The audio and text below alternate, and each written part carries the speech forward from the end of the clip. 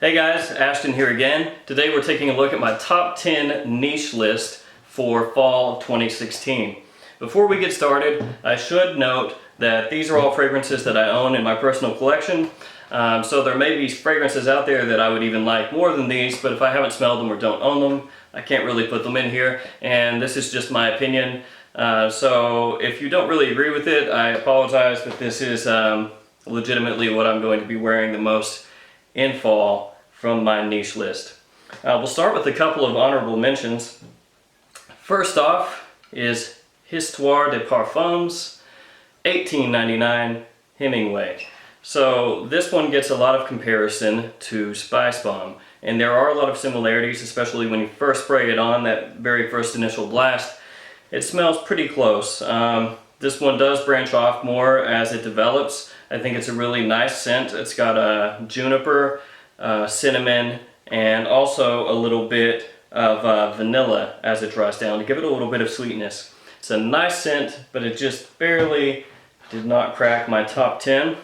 And the other honorable mention is Sushi Imperiale from Bois 1920.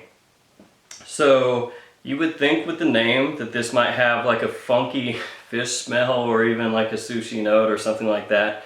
It does not. I'm not sure why it's called Sushi Imperiale. I haven't actually looked that up myself to see the reasoning behind that.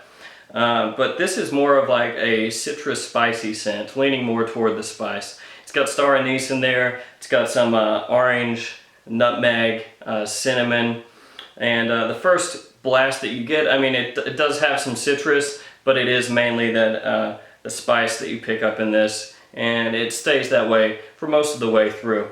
One thing that you'll notice with these fall scents is a lot of them do have cinnamon. So I guess cinnamon just goes really well in the fall season.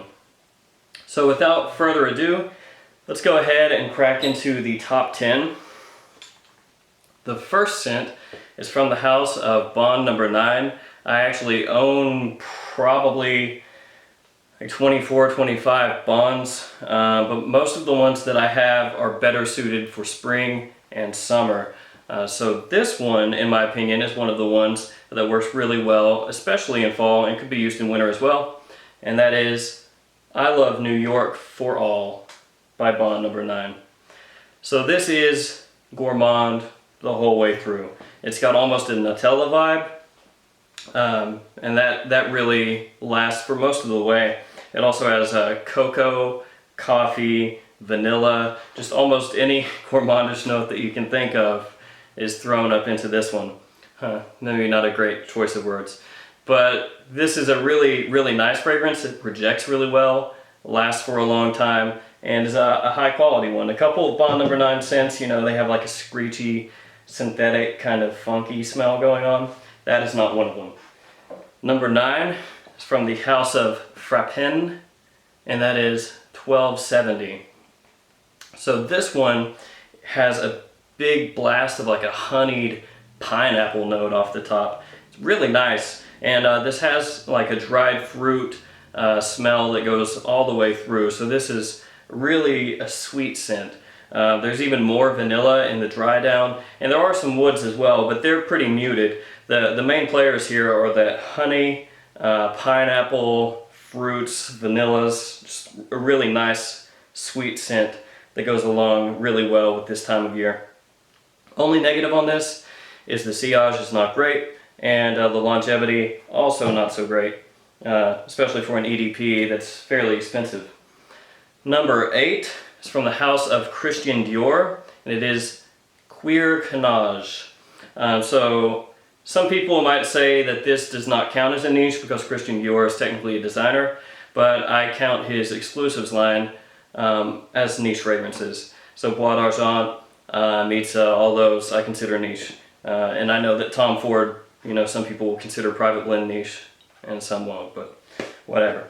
So this is a nice leather scent. It's kind of like a clean, dry leather.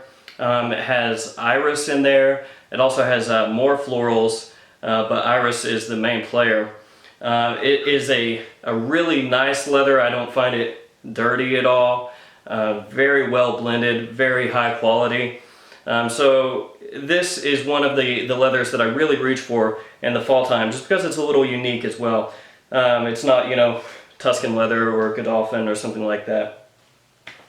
All right, number 7 is from a not very well-known house. It is Monsillage Aviation Club. It's a cool little bottle. As far as I'm aware, this only comes in the little 50 ml like I have right here. So this is a fragrance that smells less like a cologne and more like an actual place. So this is supposed to conjure up the feeling of like an old-timey gentleman's club. You get kind of a tobacco feel, but not a sweetened tobacco at all. More like a black tobacco almost. You get like these deep woods that smell almost like old tables and chairs. Not old in like a dusk, dank way. Almost like an old, like you would smell like an old movie theater when you walk in. So this is something that I really enjoy mainly for myself. I don't think that it would be one that's like a huge compliment getter. I just really enjoy the scent. And so I wear that one for me. It's very nice though. Number 6 is from Odin, New York. Number 11, Semma. So this guy is tobacco and cinnamon. It smells really similar to me to Burberry's London, just a little higher class, more well blended, better projection, better longevity. There's also some carnation in there, which kind of helps round out that tobacco and give it a more unique scent. It's very, very nice. I think it's a little bit overlooked. I know that on Fragrantica, a couple of people said that it smells similar to Spice Bomb. I can kind of get that feeling, but to me it's more like Burberry's London, just a little more unique. And a lot of people will say that's more of a Christmas time scent, London I mean, but I think this one is great for the fall. Number 5 is a fragrance that probably everybody knows by this point, and it is from the house of Parfums de Marly. It is Heartache. So this is another great tobacco scent. There's a lot of cinnamon in this, and there's vanilla also. It's a little sweet on the tobacco, but it is not like a super sweet, syrupy, overpowering kind of sweetness to the tobacco. It's really kind of put in check and held to the correct amount, in my opinion. When this first came out, it got a lot of comparisons to Tobacco Vanille by Tom Ford. You know, I think they both have their pros and cons. I love both of them. If I had to only pick one, I would buy this one because you can get 4.2 ounces of this for what would probably cost you the same to buy 50 mils or 1.7 ounces of Tobacco Vanille. It's got good performance, good projection, longevity, everything on this really nice. I mean, there are countless reviews on that all over the place, so if you are more interested in that, you can find reviews everywhere. So number 4 is Ineke Field Notes from Paris. Love, love, love, love this fragrance. It's a really nice, clean tobacco. It uses tobacco blossom and leaf, I believe. It also has a lot of coriander in the opening. As it dries down, you get a lot of beeswax kind of feel, like a little sweetness to go with the honey, or excuse me, not the honey, the tobacco. It's a really nice cozy scent. It's really welcoming, warm, pretty much average longevity projection, but a very high quality scent. In my opinion, that's a masterpiece. I love that one. Number 3, from the House of Creed. It is Royal Oud. So the name is Royal Oud, but really this does not have a ton of oud at all. Off the top, it is a ton of cedar. You also get some pink pepper as it dries down a little bit, and honestly, even in the top, you get a good amount of galbanum and angelica. So this is a really, really nice fragrance. It probably is closer to like Royal Cedar than it is Royal Oud. You do get a little oud as the scent progresses, but it is very clean, not dirty at all, and it doesn't overpower the cedar at any point. But it is a fantastic scent, really versatile. You can wear it almost any time during the fall, and it just smells great. Number 2, from the house of Diptyque, it is Volutes. This is the EDT. They also have an EDP of this, which I do not own. This is another great honey tobacco scent. Really unique, this one. It has a little bit of iris in it, and it also has a hay note, which I believe Chergui also has a hay note, but these handle those notes differently. This is a very unique scent, in my opinion, not a dirty tobacco at all. It almost feels like a little bit of, I guess the sweetness comes from fruits, like dried fruits. So it's another sweet tobacco scent, but I would say that it feels a little more natural than Oud does. Not that there's wrong with either one of those guys at all. Number 1 for me is from the House of Imaginary Authors. Probably last year also was the one that I wore the most during fall, and it is Cape Heartache. I love this scent. This is one of the OG bottles that had a different kind of atomizer than they have now. Now they come with a full presentation and everything. Back in the day when you bought it, it was just the bottle, bubble wrapped.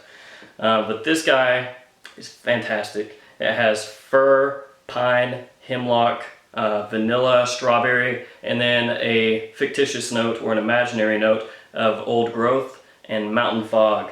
And you do get a good amount of sweetness from the strawberry in this. Doesn't bother me at all. I know a couple people dislike it because of that strawberry note, but you get a very realistic feel of evergreen trees, almost like you're hiking, and it's kind of foggy, maybe after a rain, and you have like that sweetness from the strawberry coming up from the earth, mixing with the pine trees. It is fantastic. Love that one. I don't know how many unsolicited compliments I've gotten from it, but I love it myself, so anytime I wear it, carry it with confidence, because it is a fantastic scent, very well blended, doesn't smell synthetic at all, hyper natural, at least to my nose. So those are my top 10 niche fragrances for fall of 2016. A couple of these may sneak their way into winter, I'm not sure, we'll see when we get there. I also have probably a few others that I could have made an honorable mention, but I feel like these are going to be the main players for fall of this year. So that is it for me. Let me know if you have smelled any of these, what you think of them. Like, comment, subscribe, and I will see you guys next time. Thanks.